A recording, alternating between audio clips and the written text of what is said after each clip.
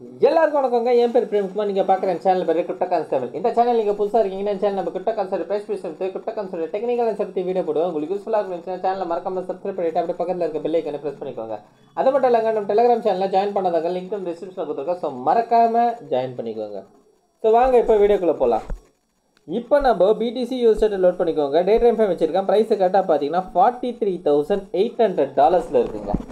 So price என்ன பண்ணியிருக்கு அப்படின்றது பார்த்தீங்கன்னா, ஸோ ப்ரைஸு கிட்டத்தட்ட பார்த்தீங்கன்னா பிடிசி வந்து 1 2 3 4 4 நாளாக பார்த்தீங்கன்னா கிட்டத்தட்ட இதே ரேஞ்சுக்குள்ளே தான் ஃபார்ம் ஆயிருக்கு. ஓகேங்களா? ஸோ இதே ரேஞ்சுன்றது நான் சொல்கிறது எந்த ரேஞ்சு அப்படின்றது பார்த்தீங்கன்னா, ஸோ கிட்டத்தட்ட இந்த பெரிய கேண்டில் ஃபார்ம் ஆகுது பார்த்தீங்களா, இந்த கேண்டலோட ரேஞ்சு தான். ஓகேங்களா? 45,500 40,490 இதே ரேஞ்சுக்குள்ளே தான் ஃபார்ம் ஆகிருக்கு. ஓகேங்களா? அதுலேயும் மோஸ்ட்டாக அந்த டெய்லி கேண்டலில் நீங்கள் பார்த்தீங்கன்னா தெளிவாகவே தெரியும். இங்கே பாருங்கள். ஸோ ஃபஸ்ட்டு கேண்டல் டோஜி, ரெண்டாவது கேண்டல் ஹேங்கிங் மேன், மறுபடியும் பார்த்தீங்கன்னா டோஜி, இன்றைக்கி பார்த்தீங்கன்னா ஒரு ஸ்பின்னிங் டாப் ஷேப்பில் இதுவரைக்கும் இருக்குது. ஓகேங்களா? ஸோ இதுலேருந்து தெளிவாக என்ன தெரியுது அப்படின்றது பார்த்தீங்கன்னா, மார்க்கெட்டு ஒரு நியூஸுக்காக வெயிட் பண்ணுது. ஸோ அது என்ன நியூஸுன்றது எல்லாருக்குமே உங்கள் எல்லாருக்குமே தெரியும். சரிங்களா?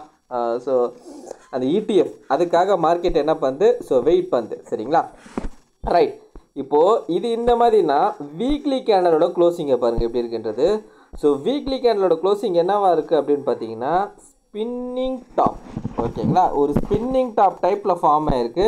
ஸோ இது என்ன பண்ணியிருக்குன்னா, ப்ரீவியஸாக இருக்க கேண்டலோட ஹைக்கு மேலே போய் விக்கஸ்ட்டு வந்து உள்ளக்கா க்ளோஸ் வச்சுருக்கு. ஓகேங்களா? ஸோ இப்போது கேண்டலோட ரேஞ்ச், அதாவது பிடிசியோட ரேஞ்ச் பார்த்தீங்கன்னா இந்த ஹையும் இந்த லோ தான் ரேஞ்ச். சரிங்களா?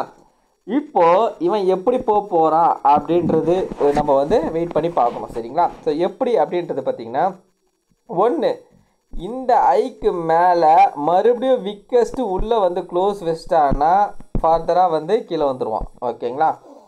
ஒன்று நம்மளுக்கு இந்த ஹைக்கு மேலே கேண்டல் க்ளோஸ் வச்சிடணும். சரிங்களா? க்ளோஸ் வச்சா மேலே ஃபர்தராக போவான். ஓகேங்களா? ஒருவேளை மேலே போய்ட்டு விக்கஸ்ட்டு உள்ளே வந்துட்டான்னா அப்புறம் நம்ம கீழே தான் எக்ஸ்பெக்ட் பண்ண முடியும். ஸோ செகண்ட் சினாரியோ என்ன அப்படின்றது பார்த்தீங்கன்னா, இந்த கேண்டலு கீழே வந்து கேண்டலை க்ளோஸ் பண்ணிட்டான்னா கீழே விழுந்துடும். ஒருவேளை கீழே வந்து விக்காச்சானா ப்ரைஸு மேலே எழும்பிடும். சரிங்களா? ஸோ அது மட்டும் இல்லாமல் இந்த ஸ்பின்னிங் டாப்பு ஒருவேளை மேலே விக்கு வைக்காமல் டைரெக்டாக கீழே வந்து ஒரு பெரிய ரெட் கலர் கேண்டலாக க்ளோஸ் வச்சிட்டானாலும் நம்மளுக்கு ஃபர்தராக கீழே தான் வரும். ஓகேங்களா? ஸோ என்னை பொறுத்த வரைக்கும் நான் என்ன சொல்கிறேன் அப்படின்றது பார்த்தீங்கன்னா, ஸோ கீழே வரத்துக்கு தான் பாசிபிலிட்டிஸ் ஹெவியாகவே இருக்குது. சரிங்களா? இப்போ ETF நம்மளுக்கு அப்ரூவ் ஆனாலும் சரி, அப்ரூவ் வந்து ரிஜெக்ட் ஆனாலும் சரி, நம்மளுக்கு என்னென்னா மார்க்கெட் கொஞ்சம் கீழே வரணும். ஏன் அப்படின்றது சொல்கிறேன் பாருங்கள். ஸோ ஃபஸ்ட்டு பாயிண்ட் என்னென்னா, இது ஒரு பெரிய கேண்டல் இருக்கு இல்லைங்களா, இந்த கேண்டலுக்கு மேலே இருந்து நம்மளுக்கு வந்து ஸ்டாப் லாஸ் அர்ன் பண்ணிட்டான், விக்கு வச்சிட்டான். ஓகேங்களா? அது மட்டும் இல்லாமல் இது என்ன அப்படின்னு பார்த்தீங்கன்னா ஒரு சப்ளை ஏரியா. ரைட்டுங்களா? ஸோ அப்படின்னா என்ன அர்த்தம்னா, இந்த கேண்டலுக்கு கீழே நம்மளுக்கு ஸ்டாப் லாஸ் இருக்கும், அதை வந்து ஹண்ட் பண்ணணும். ஓகேங்களா? இது பக்கத்துலேயே இருக்க ஸ்டாப் லாஸ். சரிங்களா? ரெண்டாவது பாயிண்ட் என்ன அப்படின்றது பார்த்தீங்கன்னா, நம்மளுக்கு இந்த ட்ரெண்ட் லைன் இருக்குது பார்த்தீங்களா, ஸோ இந்த ட்ரெண்ட் லைன் ஏரியாலையும் நம்மளுக்கு ஸ்டாப் லாஸ் இருக்கும். அது மட்டும் இல்லாமல் இந்த பாயிண்ட் இருக்குல்ல 25,000, இந்த 25,000 கீழே கண்டிப்பான முறையில் அதிகமான ஸ்டாப் லாஸ் இருக்கும். சரிங்களா?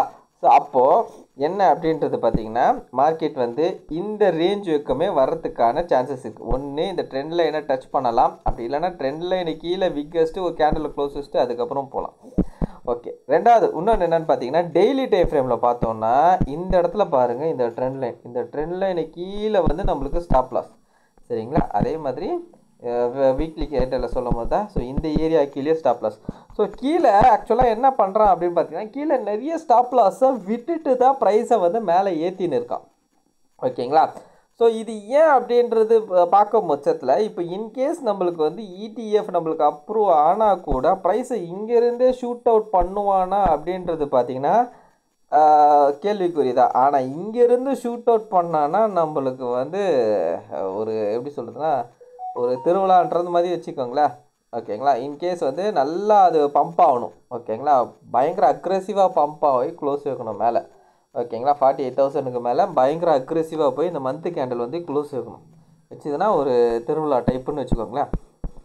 ஆனால் என்னோட பொறுத்தவரைக்கும் என்னென்னா, இன்கேஸ் அவங்க வாங்க போகிறாங்க அப்படின்ற பட்சத்தில் பார்த்தீங்கன்னா, இந்த ஏரியாவில் இருக்க ஸ்டாப் லாஸ் எல்லாமே அவன் வந்து ட்ரிகர் பண்ணுறதுக்கான சான்சஸ் இருக்குது. சரிங்களா? ஏன்னா அவன் வந்து என்ன பண்ணணும்னா, இந்த இடத்துலலாம் ஸ்டாப் லாஸ் விட்டதுக்கான ரீசனாக கூட அதுவாக கூட இருக்கலாம். சரிங்களா? ஏன்னா கீழே வந்து நம்மளுக்கு வந்து ஸ்டாப் லாஸ் விடும் போது அவன் வந்து ஸ்டாப் லாஸ் ஹண்ட் பண்ணிவிட்டு அதுக்கப்புறம் வந்து மேலே ஏற்றலாம். சரிங்களா? ஸோ அவ்வளோ லிக்விடிட்டி இந்த ஏரியாலலாம் இருக்குது. சரிங்களா? இந்த ஏரியாவில் ஏன் லிக்விடிட்டி வச்சுட்டு கிளம்ப போகிறான்றது எனக்கும் புரியல. இவ்வளோ தூரம் மேலே வந்ததுக்கான ரீசனும் வந்து பார்த்திங்கன்னா, எந்த லிக்விடிட்டி எடுக்காமல் கீழே இருக்க பாட்டமில் இருக்க எந்த லிக்விடிட்டியுமே எடுக்காமல் மேலே போயிருக்கான்.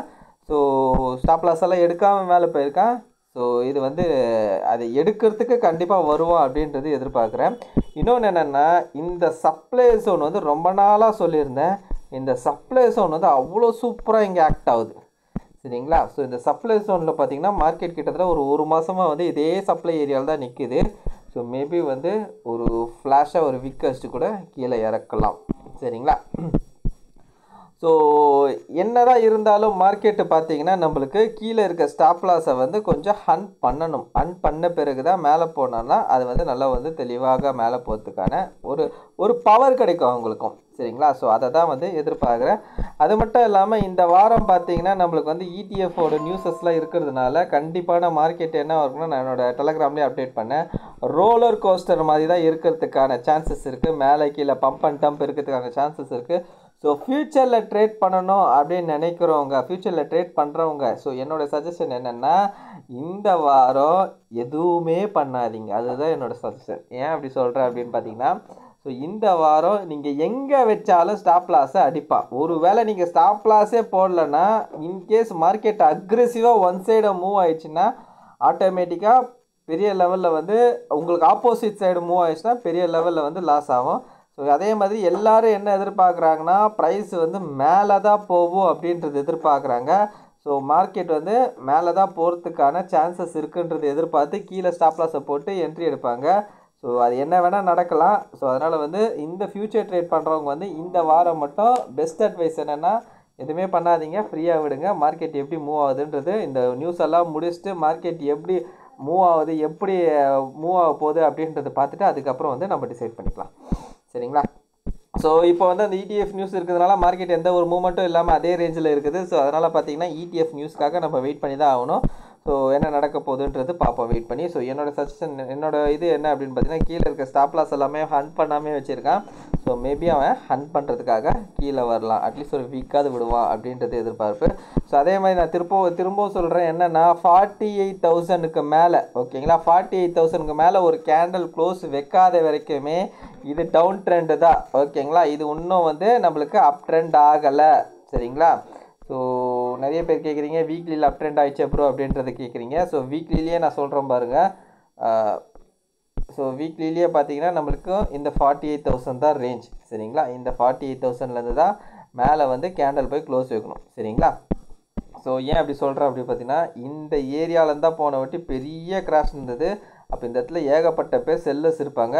திரும்ப ப்ரைஸ் அதே ரேஞ்சுக்குள்ளே வரும்போது அங்கேருந்தும் கீழே வரதுக்கான சான்சஸ் இருக்குது. ஒரு பாயிண்ட்டு. இன்னொன்றுனா, இந்த செல்லர்ஸோட டாப்பை வந்து மார்க்கெட் உடச்சி க்ளோஸ் வைக்கணும். இந்த செல்லர்ஸ் வந்து ஃபெயிலியர் ஆகணும். இந்த செல்லர்ஸ் வந்து ஆக்டிவேட் ஆகக்கூடாது. ஓகேங்களா? இந்த செல்லர்ஸ் வந்து இந்த ஹையை உடச்சி கேண்டலை க்ளோஸ் பண்ணிட்டான்னா இந்த செல்லர்ஸ் வந்து ஃபெயிலியர் ஆகிடுவாங்க. சரிங்களா? அதுக்கு தான் நான் சொல்லின்னு இருக்கேன். இந்த செல்லர்ஸ் வந்து ரொம்ப ரொம்ப பவர்ஃபுல்லான செல்லர்ஸு. ஏன் அப்படின்னு சொல்கிறேன் பாருங்கள். கிட்டத்தட்ட வந்து ப்ரைஸை வந்து இந்த ரேஞ்சிலேருந்து, அதாவது இந்த ரேஞ்சிலேருந்து கிட்டத்தட்ட 64% ஃபால். ஓகேங்களா? இந்த ரேஞ்சிலேருந்து 64% ஃபால் பண்ணியிருக்காங்க. ஸோ அப்போ இந்த செல்லர்ஸ் வந்து ரொம்ப ரொம்ப பவர்ஃபுல்லான செல்லர்ஸு. அதனால் வந்து இந்த செல்லர்ஸ் ஃபெயிலியர் ஆகணும். இந்த செல்லர்ஸ் ஃபெயிலியர் ஆகணும்னா நம்மளுக்கு $48,000 மேலே போய் கேண்டில் க்ளோஸ் வைக்கணும். சரிங்களா? க்ளோஸ் வச்சா மட்டும் தான் இது நம்மளுக்கு புல்லிஷ் ஆகும். அது வரைக்கும் ஸ்டில் நம்மளுக்கு டவுன் ட்ரெண்டு தான். அப்போ டவுன் ட்ரெண்டுனா என்ன ப்ரோ பண்ணுறது அப்படின்ற மாதிரி கேட்டிங்கன்னா, இன்வெஸ்ட்மெண்ட்டுக்கு தயாராகிடுங்க. சரிங்களா? நீங்கள் இப்போல்லாம் விற்காதீங்க. ஆனால் இப்போ எதாவது நம்மளுக்கு கீழே மார்க்கெட்டு வருதுன்னா இது எல்லாமே அருமையான பையிங் ஆப்பர்ச்சுனிட்டி. ஸோ மறுபடியும் பார்த்தீங்கன்னா கேடியை வந்து இன்றைக்கி காலையில் வந்து இப்போ கூட நினைக்கிறேன். ஸோ $1 வருது. ஸோ இதெல்லாம் வந்து அருமையான பையிங் ஆப்பர்ச்சுனிட்டி. இதெல்லாம் வந்து யூஸ் பண்ணிக்கலாம். சரிங்களா? Right okay. இந்த வீடியோ பிடிச்சிருந்தா இந்த வீடியோக்கு ஒரு லைக் போட்டுருங்க. அப்படியே கமெண்ட் பாக்ஸில் கமெண்ட் பண்ணிடுங்க. உங்கள் ஃப்ரெண்ட்ஸ் அண்ட் ஃபேமிலிஸ்க்கு ஷேர் பண்ணி விட்டுருங்க. கடைசியாக நான் டிஸ்க்ளைமர் மட்டும் சொல்லிக்கிறேங்க. நான் ஃபினான்ஷியல் அட்வைசர் கிடையாது. இந்த வீடியோவில் சொல்லிக்கிறது எல்லாமே என்னோட ஓன் அனாலிசிஸ்ங்க. நீங்கள் இன்வெஸ்ட் பண்ணுற முன்னாடி நீங்களே ஒரு ஓன் அனாலிஸ் பண்ணிட்டு இல்லை உங்கள் ஃபினான்ஷியல் அட்வைசரை கேட்டு டிசைட் பண்ணிக்கோங்க. So thank you every one.